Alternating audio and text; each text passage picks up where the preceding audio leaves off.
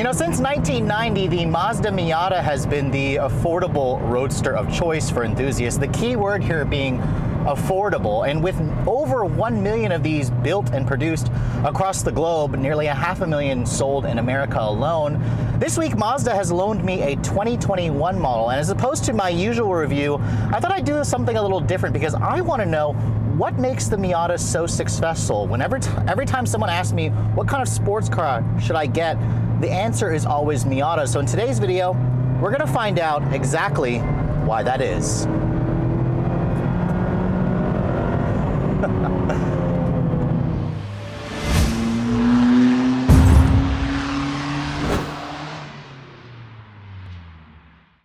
Hey guys, I want to interrupt this review for a brief announcement and a special shout out to the sponsor of this video, Honey.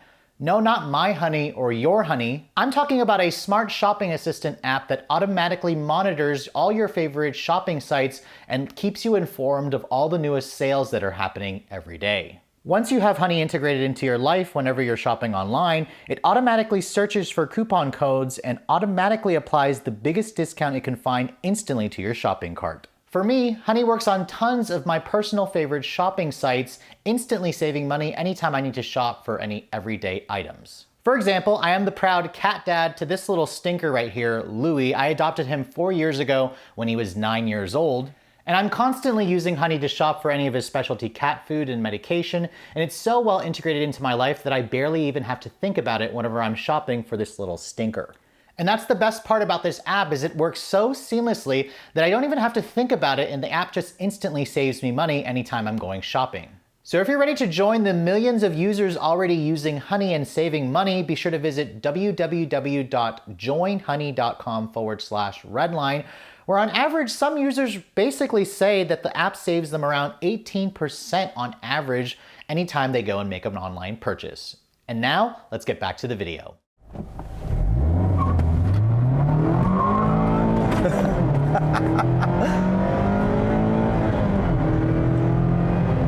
So to answer that question, I want to briefly talk about the history of this sports car. Now, I keep saying sports car, and there are some of you haters out there that will always say, oh, the Miata's not a sports car. It doesn't have enough horsepower and torque. It's not fast enough to be a sports car.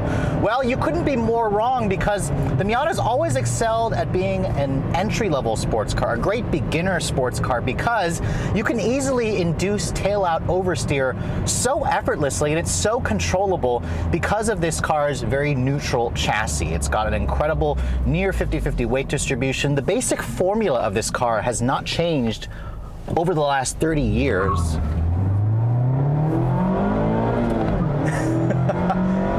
And Mazda, of course, continues to improve it over the years. The NA generation Miata came out back in 1990, and this is the one that enthusiasts basically like to turn into a street legal race car. You basically buy one for super cheap and you build it to the exact specifications and tuning capabilities that you want. It's the one that, of course, has been characterized by the pop-up headlights, and this is the car that was launched with a 1.6 liter four-cylinder that made around 116 horsepower. Now, of course, in 1994, Mazda updated that engine and replaced it with the 1.8 liter engine that made around 126 horsepower. That's the engine that most enthusiasts tend to tune. That generation, of course, ran up until 1997. So from 94 to 97, that's the Miata that a lot of enthusiasts bought and turned into race cars. It's the one that you basically start your racing career in, because it's such a tractable, tunable, forgiving sports car that's super lightweight. Remember, this car launched in 1990, weighing around 2,000 pounds. It was one of the lightest cars that you could buy. Think of it again as the British sports car, but built by the Japanese to be reliable, durable, and just built with incredible build quality as opposed to those British roadsters. Now, in 1999, of course, Mazda came out with the ND generation Miata, and this is the generation that I really liked when I was a kid because it offered the first ever Mazda speed version of the car. Of course, it still had the 1.8 liter engine that was bumped up to make around 140 horsepower at the time. The Mazda Speed version came out at the end of this life cycle back in 2004, and that was the first ever turbocharged and continues to be the only factory turbocharged Miata that made around 170 horsepower. That Miata actually continues to appreciate in value. If you guys have a Mazda Speed Miata from 2004 to 2005, you might want to hold on to those for a little bit because they definitely, or 2004 only, they definitely continue to hold their value, especially super clean examples that haven't been modified or raced in any way. Now, unfortunately, things started to go a little downhill for Mazda when they introduced the 2006 Miata, because that was known, and that was the unloved version by enthusiasts, as the NC generation Miata. That one actually had the longest lifespan. It went out for about 10 years, finally being replaced in 2016. But the NC Miata introduced a lot of firsts for the company. I mean, it introduced their first ever power retractable hardtop. It introduced a 2-liter engine that made around 170 horsepower, matching the output, of course, of the coveted Mazda Speed version. But it also got bigger, it got heavier, it got more luxurious. It weighed in at around 2,500 pounds, so it was known, of course, as the Fat Miata by a lot of enthusiasts.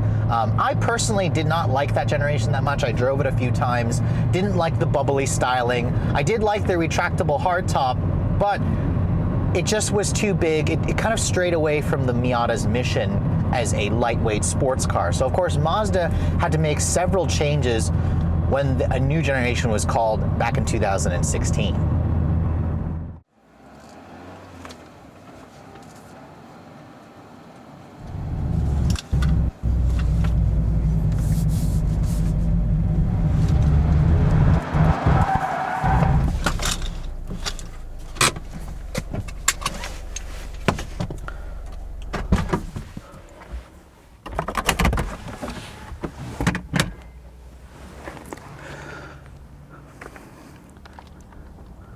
Now, of course, this generation Miata, when it came out in 2016, basically allowed the company to go back to their roots because they wanted this car to feel just like the NA Miata, which means they made it smaller, they made it lighter by 200 pounds. And as you can see, for 2021, it has been on the market for the last 6 years, and it's still one incredibly good-looking sports car that you can buy for not that much money. Now, by Miata standards, this is the most technologically advanced and most powerful Miata that Mazda has ever built. Under the hood, of course, this is known internally as the ND2 generation because remember, back in 2019, Mazda replaced the 2-liter here with a reworked 2-liter that had strengthened internals. They raised the Redline to 7,500 RPM, and they increased horsepower by around 26. So this has 181 horsepower. Now I know 181 horsepower may not sound like a lot in today's day and age, but remember, this car right here with the 6-speed manual weighs in at around 2,300 pounds. So this is one of the lightest new cars that you can buy. It basically means you can get to 60 in around 5.7 seconds for something like this. So the Miata is definitely not considered a slow car by any stretch of the imagination. But as you can see, for 2021, the ND2 generation is also, personally in my opinion, one of the best looking Miatas that you can buy. This particular color here is called Snowflake White Crystal Pearl. It's around $300 extra. There's a new gray top option, which by the way, you can still take your pick between a soft top like this one or a hard top. It's now known as a retractable fastback because it's a little bit different and way better looking versus the NC's top. And if you guys go for the soft top, this is still one of the most simplistic ways to put the top up and down. I can do it basically from right here where I can put the top right up. It's a manual top. It takes about a second to put up and down. If I want to lock the top, you basically just kind of lock it into place here. And there you go, the top is secured. This is the new gray fabric top. As you can see, it's around a $200 extra, and I think it's actually a really good addition. Mazda used to offer a cherry red top. That has been discontinued. They also offered a tan top, so now the choice is either a black top or a gray top. My tester also has the black leather interior that comes with the GT with the contrasting white stitching. There's a new white leather option for 2021 for $200 extra. Not available on this white color though. I'd probably go for the deep crystal blue with that white color or with that white interior, because that's probably the personal specification that I would go. I think it's the best looking combination for 2021.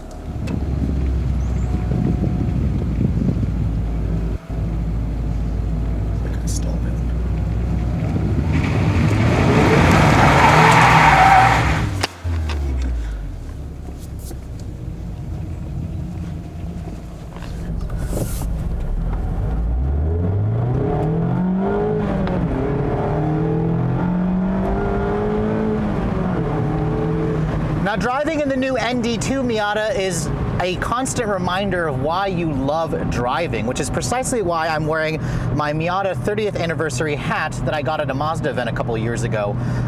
This car is a constant reminder of why you just want to go for a drive without having anywhere that you really need to go, because it's just so darn fun. I mean, yes, the interior is a little bit cramped on the inside of this new one. It does have some new tech features like wireless Apple CarPlay, which was added to the Grand Touring this year.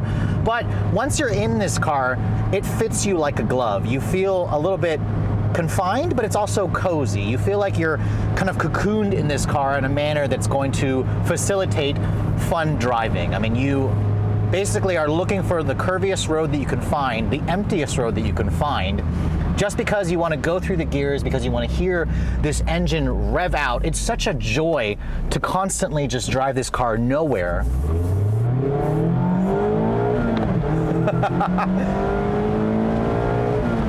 And of course, with this new engine, it now revs to 7,500 RPM and offers up 181 horsepower, and it quickly feels like enough power for this car for me. I mean, yes, some enthusiasts might say, oh, you should slap a turbo on there, put a louder exhaust. I say yes to the louder exhaust, but no to the turbocharger, because that's beating the whole point of this car. You add turbos, you add complexity, you add weight, you add cost, and just like the BRZ and 86, you just want to drive this car as hard as you can, and you're not necessarily breaking the law when you do. I mean, at 40 miles an hour in this car, it feels like I'm going 60 miles an hour.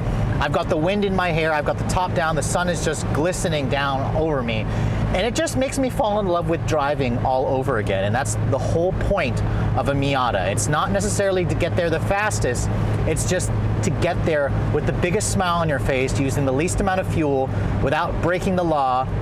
It's just a really fun car to drive and own, and it's not going to break the bank. That's what's so amazing about this car. I find myself missing this car, because remember, I used to own one over my Porsche Cayman GTS way more, because this is just the car that I yearn to drive over and over again. And it's just crazy to me how I still feel this way about this car, even though it's been on the market for the last 5-6 years now.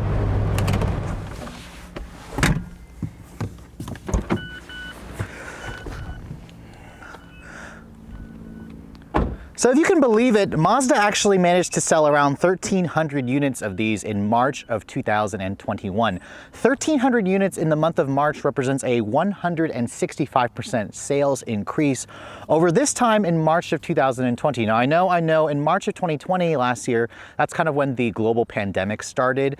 But the fact that people are still continuing to buy this car, Mazda says that it is the most Miatas they've ever sold in America since 2008. The company continues to sell a decent amount of these cars. And remember, this is not a practical SUV or even a sedan for that matter, because it has only 2 seats. It's got a really small 4.5 cubic foot trunk. This is, by definition, a toy car that is actually pretty affordable. I mean, at a starting price of $26,900 plus destination, this Grand Touring version here with the manual transmission, which includes the limited slip differential, the Bilstein shocks, the strut tower brace underneath, stickers for a little over $33,000. In my week's worth of testing with this thing, I averaged over 35 miles to the gallon on the highway and around 29 around town. I used to own one of these cars. Remember, I had an ND Miata when it first came out. It was in the ceramic metallic color, which unfortunately Mazda doesn't offer anymore. And I'm pretty surprised to admit that I actually still miss that car today. I would gladly own one of these as my second toy car that I drive on weekends, simply because